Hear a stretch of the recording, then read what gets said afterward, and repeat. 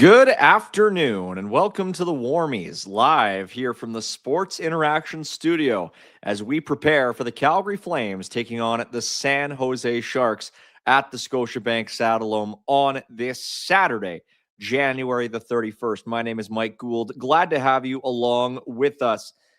It's going to be a great game. It's going to be a great day for hockey all across the country, all across the continent. There's so much happening today, and we're going to break a little bit of it down for you today. But first, we're going to take you through the betting lines brought to you by Sports Interaction, where every game is your game. From puck drop to overtime, bet with Canada's homegrown sports book. 19 plus, please play responsibly at sportsinteraction.com/FlamesNation. The Flames have lost 5 straight games. They are near the bottom of the National Hockey League standings. And as it stands, they are not the favorites today against the San Jose Sharks. The Sharks very much in the playoff race in the Western Conference. Calgary very much not. As we see here, the Sharks favored at -115 versus the Flames at -105. The over-under set at 6, the spread at 1.5. This is the third meeting of 4 between the Flames and the Sharks this season, the most recent happening at the Shark Tank in San Jose back on December the 16th. When the Sharks won by a 4-3 final score. It was Max Celebrini scoring 4 points in that game, 2 goals and 2 assists. Blake Coleman, Ryan Lomberg, and Nazem Kadri had the goals for the Flames that night. We did previously see the Flames and Sharks face off at the Saddledome earlier this year. It was Coleman and Sam Honzek with the goals in that one as the Flames shut out the Sharks by a 2-0 final score. For some reason, I don't think we're going to be seeing any shutouts today. The Flames and the Sharks going live at the Saddledome at the very top of the hour.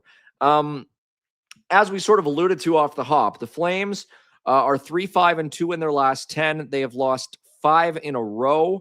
They are now at 48 points in 53 games, putting them in 31st in the NHL, and it is a jam-packed day across the sport. This Saturday, 14 games on the docket in the NHL today. And a couple of them have already begun. One of them is actually already in the books with the LA Kings defeating the Philadelphia Flyers by a 3-2 final score in overtime. Quentin Byfield getting his 10th of the year in the extra frame to win that one for Los Angeles. And one game that's about to go final, the Colorado Avalanche up 5-0 on the Detroit Red Wings. Nathan McKinnon's got goals number 39 and 40 of the season in that game for Colorado. So that one's going to be a win for the Avs. Lots of different tank ramifications today for the Calgary Flames. A number of relevant teams are in action. Winnipeg taking on Florida later at the same time as the Flames game. Going live in a matter of moments here, the New York Rangers, who were last in the East, taking on the Pittsburgh Penguins. Later today, Columbus in St. Louis. That's a big game for draft positioning reasons. Vancouver hosting Toronto. That's a very big one going live at 5 o'clock Mountain Time. So, lots to dive into today for sure as it pertains to the Calgary Flames. As it stands, as of today, the Calgary Flames in 31st in the National Hockey League. If the season ended today, the Flames would have a 59.9% chance of making their first top 3 pick since they relocated to Calgary in 1980. The Flames, one of the only teams in the league that has never picked in the top 3. The other 2 teams, they're Vegas and Utah. Pretty new.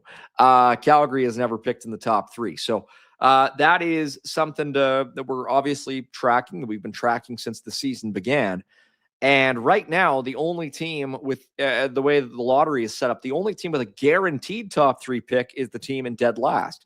And that, as it stands, is the Vancouver Canucks. Now, Vancouver ended a long losing streak the other night, and they are now at 41 points in 54 games.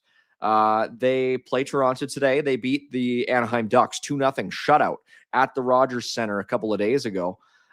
So Flames, Canucks separated by 7 points in the NHL standings. Not impossible to make up that ground. The Canucks, they're due as any team to start rattling off some wins here. And maybe if they start to take some pressure off themselves maybe we'll see them win some more games. So the Flames, they're not great, and we'll see what they have in their back pocket today against the San Jose Sharks. This is a good question coming into the chat from Fubar 1982. Do we see any more trades before the Olympics? My gut feeling is no. The Flames play their last game before the Olympics on February the 4th. I think the big focus between now and then will be Zane Parekh. Zane Parekh coming back into the lineup for the Calgary Flames, we expect, against the Toronto Maple Leafs in a couple of days. Parek's conditioning stint with the AHL's Calgary Wranglers ended last night, and overall it was quite successful. Zane Parekh had 5 points in 4 games with the Calgary Wranglers, scoring at a very respectable clip. And the big thing also, all of those points coming at 5-on-5. Not a single power play point for Zane Parekh. The power play looked good with him anchoring it with the Wranglers. But, his points all were at 5-on-5. So good stuff there.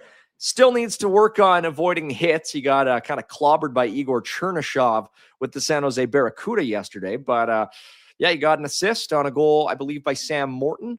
In a loss for the Calgary Wranglers. I believe that was their only goal, actually, in that loss. So Parekh pulling his weight on a Wranglers team that has really been smarting for offense at large segments of this season. So I think, between now and the 4th of February, it'll be all about Parekh. He will not be playing today. And then after that, I think very shortly after the Olympic break ends, I think we'll see something with Blake Coleman. I think we might see something with Nazem Kadri. I'd be stunned if Blake Coleman is still a Calgary Flame after March 6th.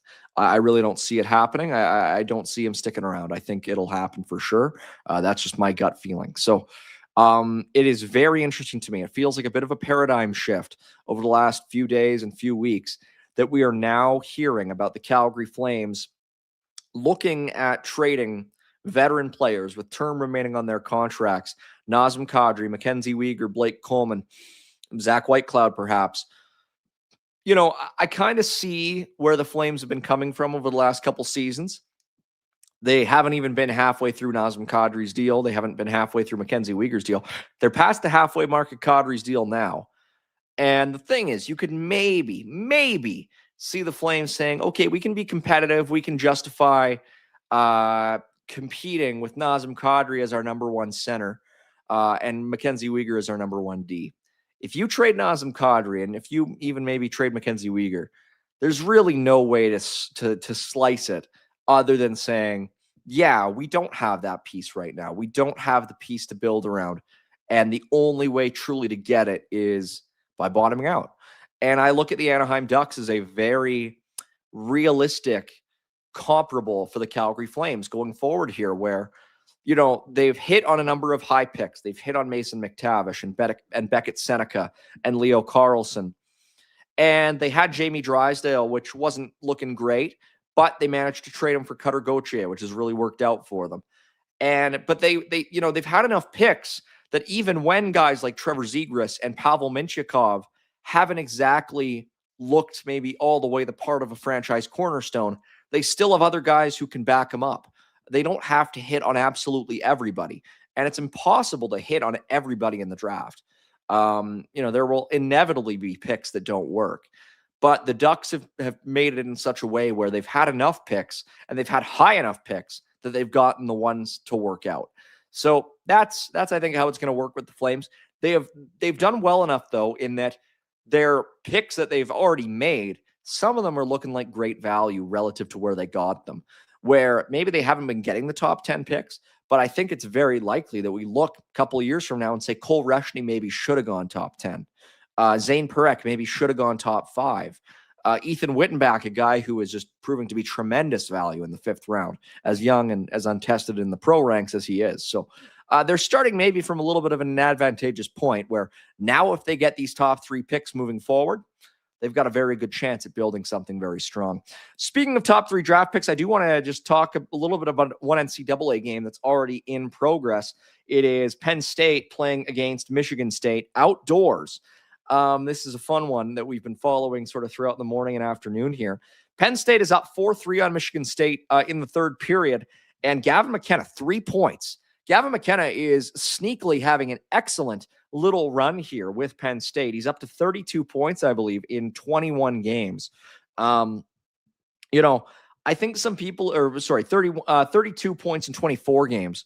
I think some people have been a little blinded by what we saw with Max Celebrini in the NCAA a couple of years ago with BU, where this was a guy who was scoring, 2 points a game in his draft year at BU, which is unheard of stuff, like incredible stuff. And we're kind of, I think, discounting the impact of a player who has 14 points in 7 games at the World Juniors and now has 32 points in 24 games in the NCAA, which has gotten a huge influx of major junior talent. I think a lot of people are going to be surprised when Gavin McKenna, there are people out there who are saying Gavin McKenna might fall out of the top 3 entirely in this year's draft. To me, that is just overcorrecting to a certain degree. And this is a huge game today, the biggest game probably of the season so far for Penn State. And McKenna's got a goal and 2 assists. So it's been a really good little run here for Gavin. And I think, the Flames, if they can get that player, they'll be really well set up as we move forward here to make some noise in the coming years. So just something to keep an eye on as we continue onwards here. Let's have a look at the lineups for today's game for the Calgary Flames. Again, no Blake Coleman for the Flames, who have lost, as we mentioned, 5 in a row. They're going to keep, we expect, the same units together. There's really not a whole lot to dive into here. These lines have not been great, but really no lines for the Calgary Flames have been all that great of late. One change worth pointing out, though, from our buddy Pat Steinberg. We do have one swap. They've swapped Marty Pospisil with Joel Farabee, and Ryan Lomberg comes back into the lineup for the Calgary Flames tonight. So Kirkland is out, Lomberg back in on the 4th line. Farabee moves up to play with Weegar and Kadri, and Marty Pospisil moving to the middle between Adam Klapka and Ryan Lomberg. On the defensive side of things, no Hunter Brustevich tonight for the Calgary Flames. Brustevich is out. Braden Pahal back in on the 3rd pairing with Joel Hanley. So that's an interesting little change on P3. The other 2 pairings remaining the same. And then the Flames continuing on their back and forth between the pipes. It is Dustin Wolf going in place of Devin Cooley today. Wolf is 15 at 20-3 with an .896 save percentage for the Flames this season. So that's a look at the lineup for the Calgary Flames in today's game. Daniel JM7LJ saying Coleman will be traded very soon. Hours away now. I haven't heard anything, but maybe. I don't know. I haven't heard a thing, but yeah, again, it wouldn't surprise me if the Flames move Blake Coleman before the deadline. I mean, before the roster freeze. I haven't heard. My expectation is he gets traded afterwards, especially with him not being in the lineup right now. But yeah, I mean, I'd be surprised if Blake is still in Calgary past the trade deadline. I think it just makes too much sense. There's too much interest. I look at a team like the Buffalo Sabres that is an absolute wagon right now. And if I am them and I want to do, one-stop shopping, and I feel I have a team that is ready to not just make the playoffs, but maybe win a couple of rounds, I feel very strongly that the Buffalo Sabres are going to win a playoff round this year and maybe more. I think they are just really, really strong. If you want to do one-stop shop and Sabres could use Blake Coleman, they could use a depth defenseman. Boy, I would love to see Blake Coleman and maybe Braden Pahal playing playoff hockey in Buffalo. Like that'd be super cool. I'd cheer for those guys all day long. But yeah, I mean, I think it's inevitable at a certain point. And, the San Jose Sharks were in a spot for a while there before they, really started tearing it down, where they were just making these types of regular deadline deals that we've seen the Flames make, where they have pending UFAs, they sell them off. And it really signaled something new once they started trading the Tomas Hertls and the Erik Karlssons, and they really stripped it down. They bought out Marc-Edouard Vlasic. They traded Brent Burns. Logan Couture sort of retired. And I feel like now we're getting to that point with the Calgary Flames where they've done the business that they had to do. They weren't going to re-sign these guys, so they traded them. And now they're going to move guys who they, in theory, don't have to trade. They don't have to move these guys right away, but they are probably going to. Not only because the team stands to benefit from doing it. But also, I think the players are reaching their limit to a certain degree.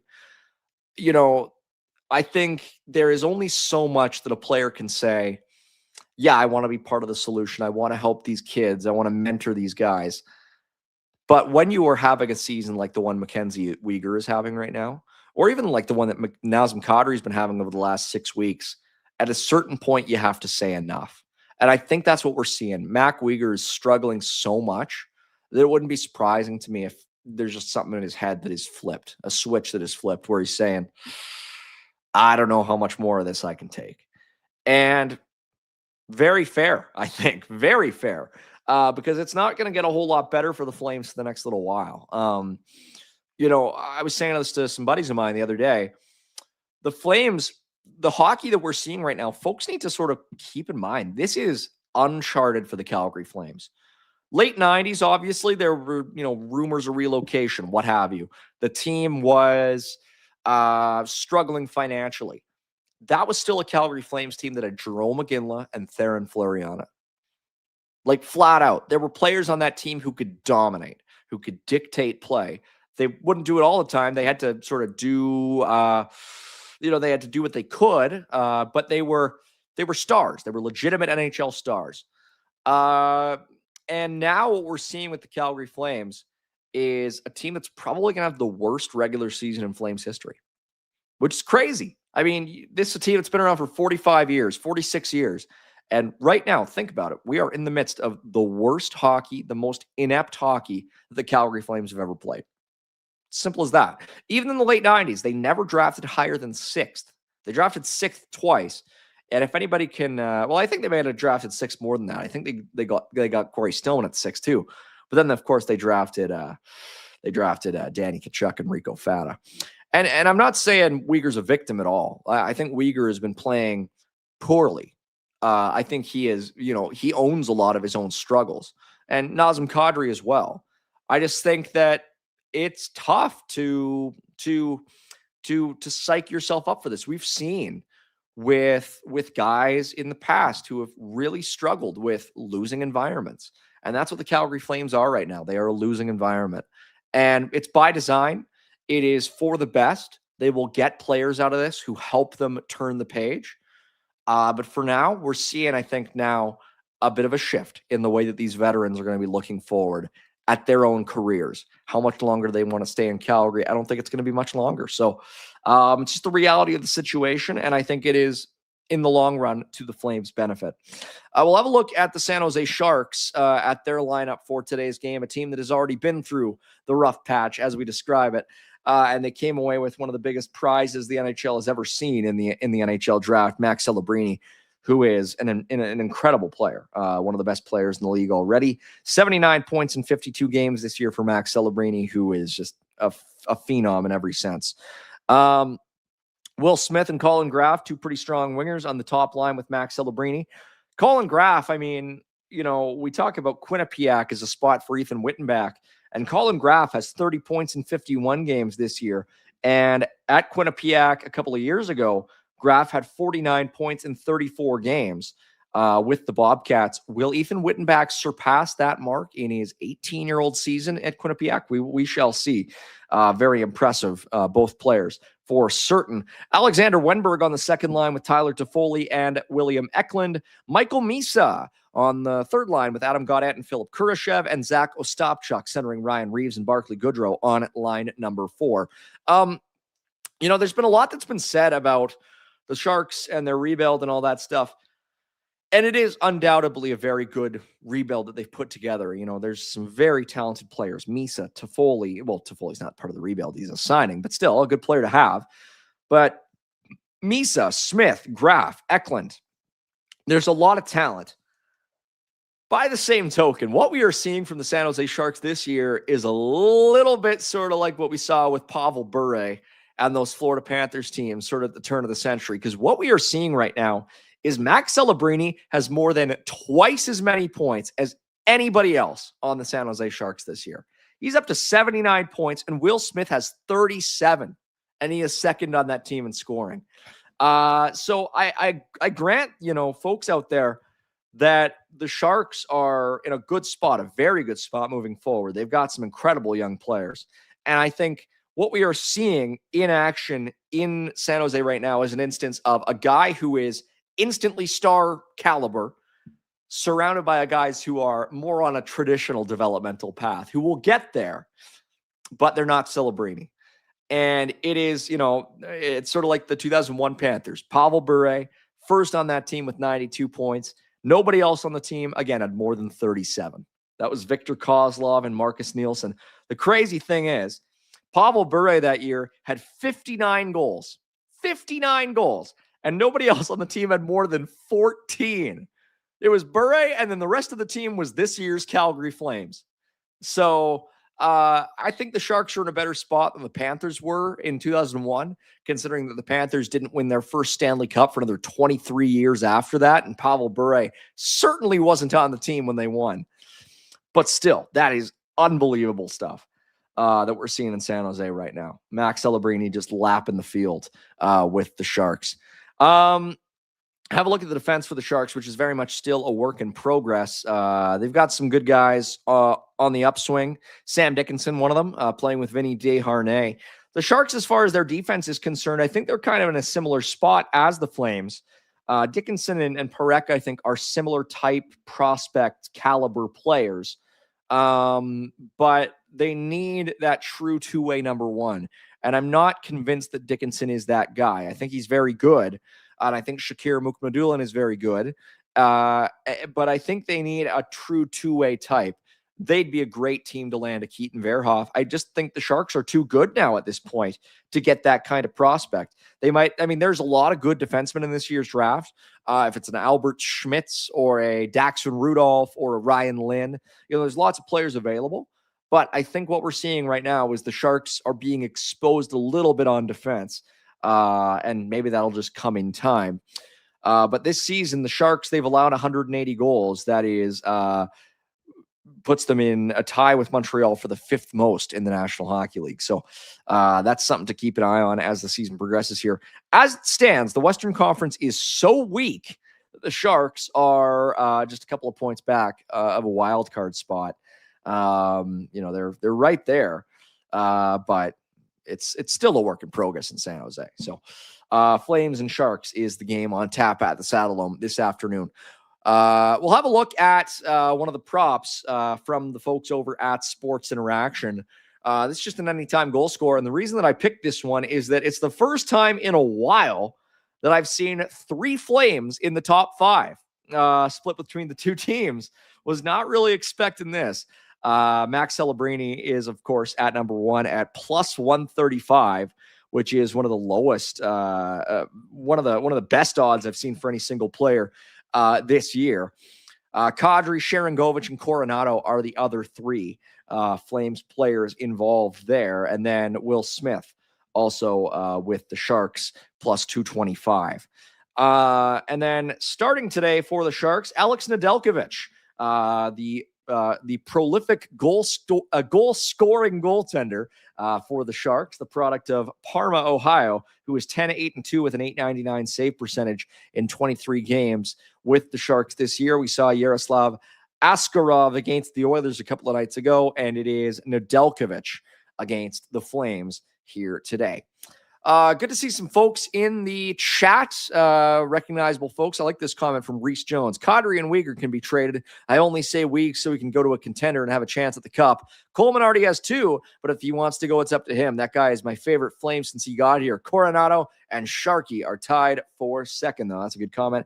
Appreciate you tuning in, Reese. And if anybody else wants to get their comment on the show, we're still accepting super chats. Proceeds from which go to the youth centers of Calgary. So get those super chats in, and we'll put them up there if you'd like. We should also mention this one more time. Thank you to the folks over at Sports Interaction for their support of the Warmies. With odds, futures, lines, games you like, props you like, every game is your game when you bet with Sports Interaction. Easy deposits and payouts, live bets, and parlay boosts. Bet now at sportsinteraction.com/FlamesNation. 19 plus. Please play responsibly. Flames and Sharks set to go live at just past the top of the hour. We will mention as well on the post game today, it is yours truly. I'm doing all the rest of the ones prior to the break. Myself and our buddy Robert Munich, Bobby Germany, on the post game after tonight's game. So stay tuned for that. We'll be live probably at about 4:30, 4:45 local time.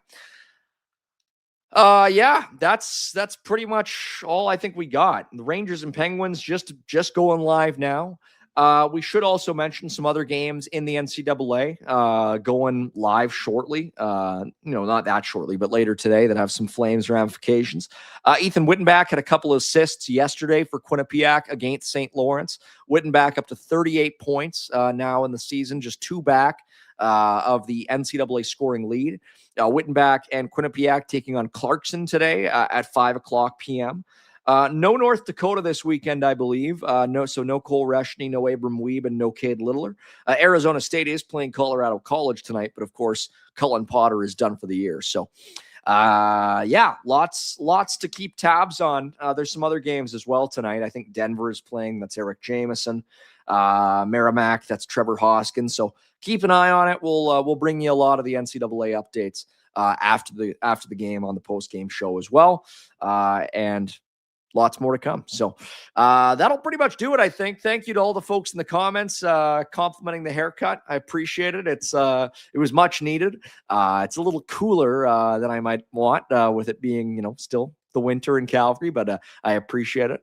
And 3 more games, including today's, before we get into the Olympic break. And I can't wait to see exactly what we bring to you here on the network during the Olympics. Stay tuned on Flames Nation and, of course, on Daily Faceoff. Lots of stuff that we'll be digging into over the next few weeks. So really excited for that. And really excited to see some trades. I'm sure we'll see some at some point. I'd be surprised. I mean, I know I like to say nothing ever happens, but I'm pretty sure between now and March 6th, there will be a couple of things that happen. So lots to look forward to. For my buddy Michael, the producer out in Toronto, and for all the good folks over at Sports Interaction, one more time to sportsinteraction.com/FlamesNation, 19 plus only. We will see you on Afterburner with yours truly and Bobby Germany. Until then, enjoy the Flames against the Sharks at 2:00. Until then, you've been watching this edition of the Warmies. Hey, buddies. Thanks for watching. We appreciate it. Also, if you could throw in a like and subscribe, it does help us out with what it is we are doing. And check out more